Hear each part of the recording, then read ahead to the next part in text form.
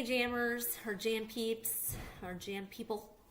I'm giving you a quick tutorial on some tips and tricks and things that I just want to troubleshoot because when they come up, I want to have something that I can just send. So here's the first thing.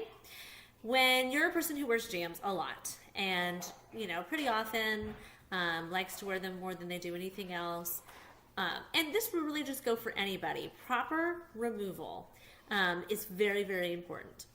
One of the reasons why when people start getting those little lines, I can't do this like this, little vertical lines on their horizontal lines on their nails, it's because you are doing a couple of different things. The first one is that you are taking the jam off incorrectly.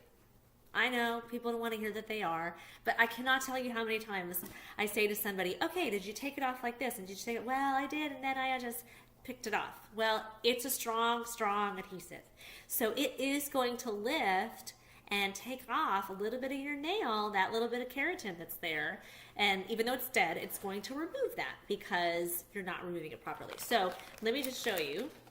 I get these little flosser picks, and I love them. Here they are. And I get the ones that have the double flossing because I really, really like these. And what I do is I soak my fingers like this, like the old school Palmolive soak.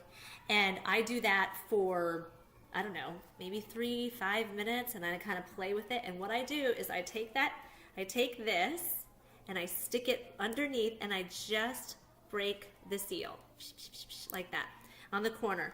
And it's warm, so it's had time for me to break the seal. Sorry, I'm not looking in the right place. And I just let it and I just wait a couple more minutes. So then I'm watching a show or doing whatever, still soaking in hot, hot water with coconut oil, vegetable oil, any oil, olive oil, whatever you got in your house. I'm sitting there soaking it in there. And then I go back and I work it a little bit more. Now, when I can get it up a little bit, what I do is I take coconut oil. It's my favorite oil. My kids are absolutely screaming in the background. Sorry about that. But I take coconut oil, which is actually a solid, and when it's cold, and I take a big glop of that. I set it up underneath the jam where I have exposed it, and then I work that big glob all the way down, and it will really pretty much slide off. And the best part about that is I don't get those lines. And then what else do you have to do right away? Well, right away, you have to hydrate. So you go in and you get your favorite, after you've washed, you can buff right away, and then you can actually use our cuticle oil the same night that you do it. So you take off the jams, you've done the whole thing, you've used your nail polish or lemon oil to get off all the residue or base coat. And then what you're going to do is you're going to use our nail cuticle oil, and you're going to put that all over the nail and massage it, really get into the nail. Then you're going to buff, and then you're going to massage it again. And you'll find that that will do tons for your little nails. The other thing that I would say is while you're wearing your jams, put on the cuticle oil. After day 3, 2, whatever, go ahead and put that cuticle oil on. And I'm going to show you just how to do it really fast. You're going to go like this. Oh, sorry, you can't see. You're going to go like this. All around. Okay? Right around the base. And then you just massage it in. And you should be doing that, like some people say night and day. I just sometimes will do it at nights.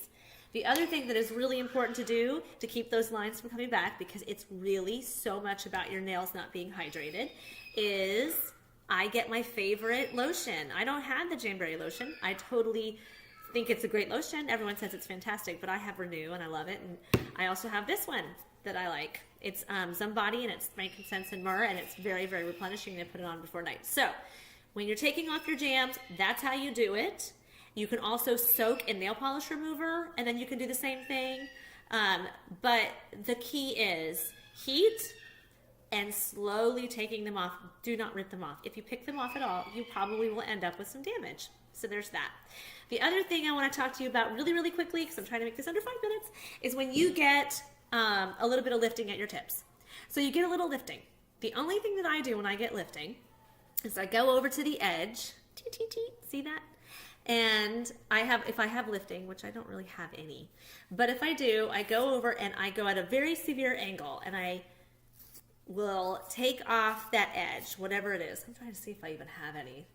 And I don't, so I can't even show you. And these have been on for a while.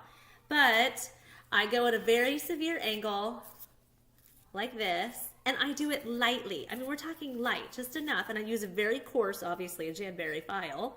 But you can get a coarse file at any grocery store or Sally's. And I just kind of let it run on there, and it will eventually just bring off whatever it is. Some people do these right as they put their jams on because they want a little bit left over and they don't have to worry about the tips, and they think it saved them. Then what I take is my curling iron, my favorite curling iron. I love this thing. I got it at a kiosk in a mall. So what I do is I just take my finger, I warm it up, and then I turn it off. I put it on only to as long as I can hit it and like hold it. Then I take it off. And then I just go like this. I just seal the tips like that. Sometimes I'll take the curling iron over it like that. Yeah. But I'm just sealing the tips. And that is my tips and tricks for lifting at the tips.